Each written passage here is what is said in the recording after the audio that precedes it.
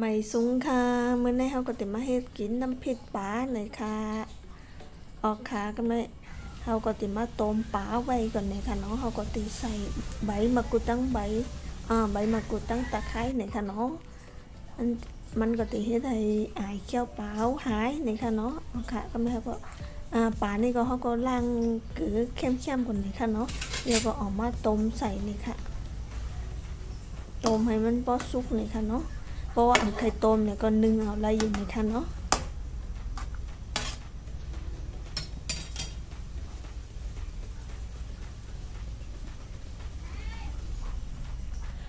ออกค่ะปลาเขาก็ซุกเยี่ยวในก็เขาก็ตักออกเยี่ยวก็เขาก็เตะเลือกเอาเนื้อมันไหนค่ะเนาะ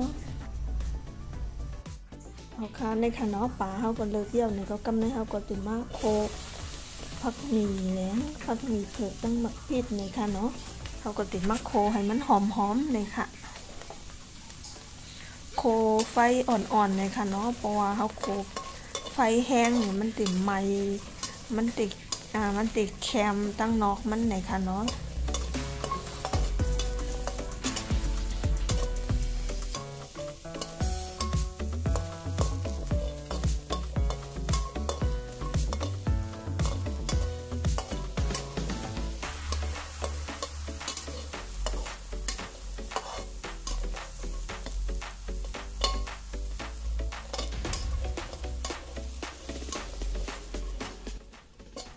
ในค่ะเนาะกันนายก็ไล่อย่างไหนค่ะเนาะกำนายเขาก็ติมา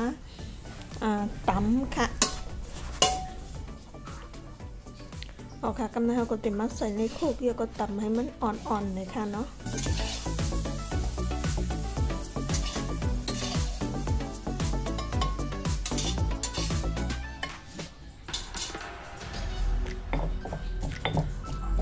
เอาค่ะในค่ะเนาะอันนี้ก็ตำอ่อนเยอะเลยค่ะเนาะหมอกันนายก็ไล่เยอะเลยค่ะเนาะกำนายเขาก็ติมาใส่ปลาเขาเลิกไว้เลยค่ะแล้วก็ใส่น้ำปลาอีกนึงค่ะแล้วก็อันนี้ก็ติเป็นน้ำปลาล่าในค่ะเนาะอีกนึงค่ะแล้วก็ใส่ใหญ่ผงหวานอีกนึงค่ะแล้วก็ตำให้มันเข้ากันเลยค่ะ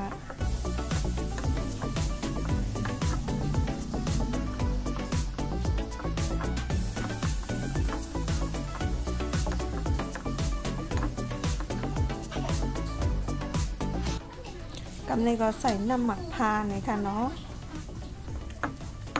แล้วก็ตำให้มันเข้ากันค่ะ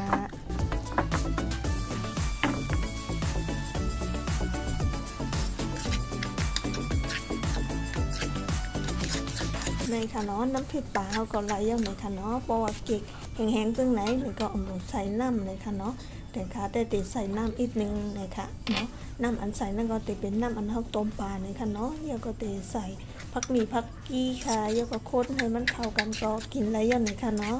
ออกค่ะเพราะว่าเก็กคลิปในนี่ก็จอยกดไลค์กดแชร์กดซับสไครป์แบบนิดนึงเลยค่ะเนาะยินจมใหญ่ๆนำๆเยอะค่ะ